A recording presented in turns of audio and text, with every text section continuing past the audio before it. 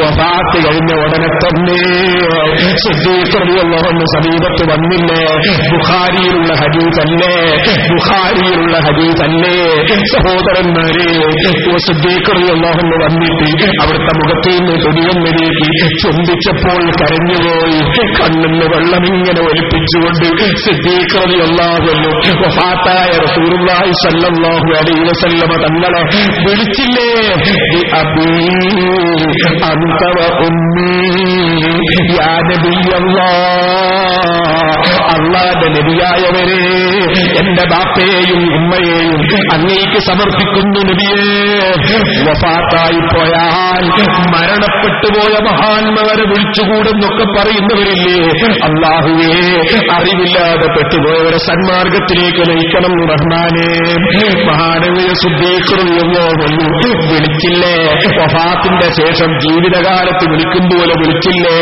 B അബീ അൻത വ ഉമ്മീ യാ നബിയല്ലാഹ്, അല്ലാഹുവിന്റെ നബിയായവരെ, ബാപ്പയും ഉമ്മയും അങ്ങേക്ക് സമർപ്പിക്കുന്നു നബിയേ.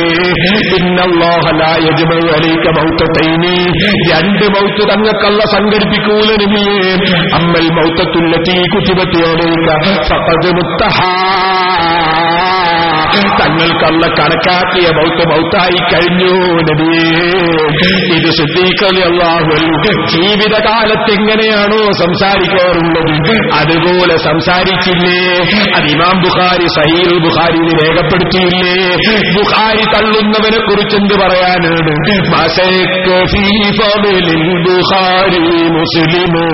ഒരു മുസ്ലിമിനും തർക്കമില്ലാത്ത ഗ്രന്ഥമല്ലേ ബുഖാരി? ആ ബുഖാരിയിലുള്ള ഹദീസല്ലേ? അപ്പൊ സിദ്ദീഖ് റളിയല്ലാഹു അൻഹു അല്ലാഹുവിന്റെ റസൂലിന്റെ വഫാത്ത് നടന്നപ്പോ ആദ്യം ചെയ്ത കാര്യം, ഭരണം ഏറ്റെടുക്കുന്നതിന് മുമ്പ്, ജനങ്ങളെ സമാധാനിപ്പിക്കുന്നതിന് മുമ്പ് അല്ലാഹുവിന്റെ റസൂലിനെ വിളിച്ച് പൊരുത്തം വാങ്ങുകയല്ലേ ചെയ്തത്? അവിടുന്ന് വഫാത്തായതിനു ശേഷം സമീപത്തി എന്ന് വിളിച്ചിട്ട് പൊരുത്തം വാങ്ങിയിട്ടല്ലേ സിദ്ദീഖ് റളിയല്ലാഹു അൻഹു പോകുന്നത്? പോകുമ്പോൾ പറഞ്ഞൊരു വാചകം ഇമാം ഗസ്സാലി റഹിമഹുള്ളാഹിയിൽ വേറൊരു റിപ്പോർട്ട് കൂടി രേഖപ്പെടുത്തുന്നുണ്ട്. എന്താണത്?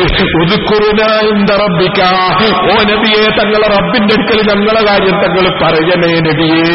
വഫാത്തായ റസൂലുള്ളാഹി സ്വല്ലല്ലാഹു അലൈഹി വസല്ലം തങ്ങളോട് പറയാണ്, ഞങ്ങളെ കാര്യം റബ്ബിന്റെ അടുക്കൽ തങ്ങൾ പറയണേ നബിയേ.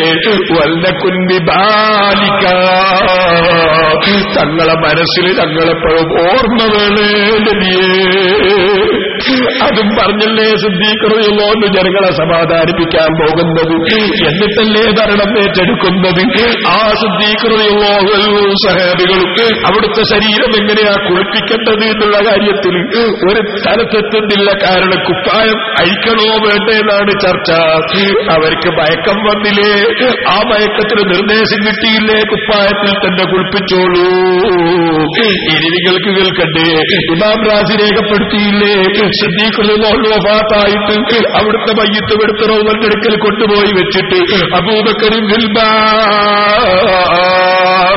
അബൂബക്കർ റളിയല്ലാഹു അൻഹു അവിടുത്തെ വാതിൽക്കൽ കൊണ്ടുവന്ന് വെച്ചിട്ടുണ്ട് നബിയേ എന്ന് സഹാബികൾ വിളിച്ചു പറയുന്നു.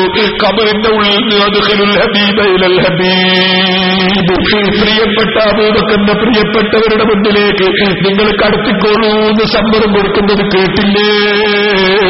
ഓ സഹോദരന്മാരെ, ആ രംഗത്ത് കടന്നാലുണ്ടോ തീരുന്നു.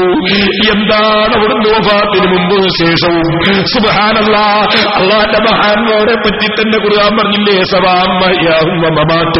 മഹാന്മാരുടെ ജീവിതവും മരണവും തുല്യമാണെന്ന് ഖുർആനിലില്ലേ? പിന്നെ നബി സല്ലല്ലാഹു അലൈഹി വസല്ലം തങ്ങളുടെ കാര്യം പറയേണ്ടതുണ്ടോ?